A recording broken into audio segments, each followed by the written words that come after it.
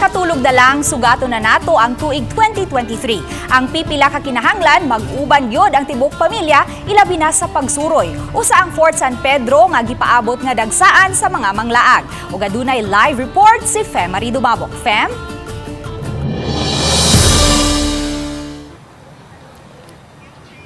Yes, may dili lang mga shopping center, mga merkado ang gidagsa karon sa mga tao, especially na nga nagsingabot ang New Year, kundi lakip na usab ang ato ang mga tourist destination dinhi sa Dakbayan sa Subo, ilabi na ang mga historical tourist destination. Sama na lang dinhi sa Fort San Pedro. Kay nagsabot-abot ang ginimay ang mga lokal, mapa-international nga mga turista din himay. Ngagikan pa lang gyud sa nagkalaing lugar bisan pa man gani sa busy sa ilahang mga gipang lakaw dinhi sa Dakbayan sa Subo. Usag gyud sa tuyuon dinhi ang sa Fort San Pedro. Ilabi na usab may nga karong Biyernes mao na usab ang ika-126th anniversary sa execution ni sa tuang national hero nga si Dr. Jose Rizal. Atoy kauban karon may ug mga kapuso ang executive director dinhi sa Fort San Pedro nga si Sir Albert Vistil III. Aron tong sayran kiniya kung kumusta ang preparation, especially na alang na unya pod sa posibleng paghandom nato sa ika-126 nga death ni atong national hero nga si Jose Rizal. Naabate activity unya din sir. Actually, may hapon, no? Naatay activity karong Friday na ay ipahigayon nga commemoration kang Jose Rizal. Mag-walk through sila going to Rizal Monument. Then aside ana ang Fort San Pedro ni padayon gyapon og dawat og mga gawa sa turista kundi mga events diri sama sa wedding, Christmas party, mini concerts, di pa lang dugay do natoy gipahigayon nga BTS live streaming. Unya karon bisan karon nga hinapos sa tuig naagyapon dagsa gyapon ang mga tao sa nagkalain-lain local o foreign nga mga turista nato.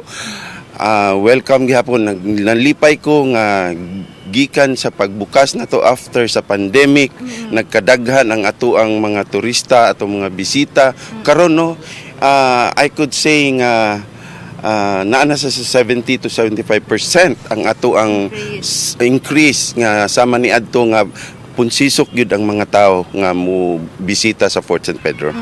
Usa ba sa pong abdan po nato unya sa panahon sa Jose Rizal nga commemoration, mauunya po ang katugin ni mag-costume nga kato mga so naunang mga soldiers. They call themselves as La Liga. Okay. Actually, ilahatong ang ilang mga gipang sulob actually duol na gyud sa maong gigamit kaniadto mga katipuneros.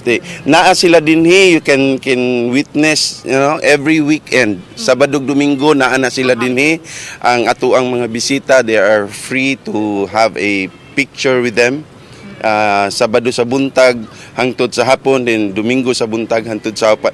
Og ang special nga occasion, di ana sila dinhi. Sir, last na ako, sir, kaya may bawaan gyud sa to ang mga turista. Unsa ta oras sa mag-open ug usa tang oras sa sirado dinhi, sir? Ang ato ang operation sa Fort San Pedro mag-abli kita alas 8 sa buntag, musirado kita alas 6 sa hapon. Daghan kayong salamat, sir, no, sa imong tultul na mo dinhi or pagtulo na mo dinhi sa unsa pay mga angay pa nato nga may bawaan po regarding antong historical tourist destination. So may no diri po dapita may sa aside from diri sa Fort San Pedro, ang iyahang silingan nga bahin pod mao man ni ang Plaza Independencia. Diin decorated di siya, makita gyud nato nga Christmas pagyahapon gyud ang ato ang ma-feel nga vibe dinhi dapita, especially nga grabe na ang Christmas lights ug ang Christmas tree nga limpyo sad nga nindot ta kay suruyan sa pamilya magbarkada og kwan. Og diri sa tuang likod nga bahin pod may nahibit na nimutang man pod ang Pier Uno. So ganiha gituyo na tuuna ang Pier Uno nato dinhi sa ato ang duol ra pag atong gitan-aw dagsa gihapon ang ato ang mga pasahero susama ni adtong panahon sa Pasko og after liwas sa Pasko, especially nga daghan to mga stranded. But ning panahon na dili stranded nga mga passengers ang aton abdan dito sa pier, kundi ang mga pasahero nga padung lumargahay kay katong mga wala nakalarga before karon nakalarga ng taon, especially nga gipaybalo sa Philippine Coast Guard nga kay wala na may gale warning nga giisa ang atong pag-asa, especially dinhi sa Central Visayas. Halos tanan na gid mga pantalan ang aduna nay biyahe padung og padung gikan diri sa Cebu, kun gikan diri sa Central Visayas og padung ngadto sa mga silingang lugar. So alang sa mga pasahero nga gusto pang mobiyahe mo apas para unya pod sa pagsugat sa New Year ngadto sa mga tagsa-tagsa ka probinsya o sa silingang mga probinsya, mamahimot ta makabiyahe karon ug mas maayong mobiyahe na karon kay Friday, holiday naman po, long weekend na po.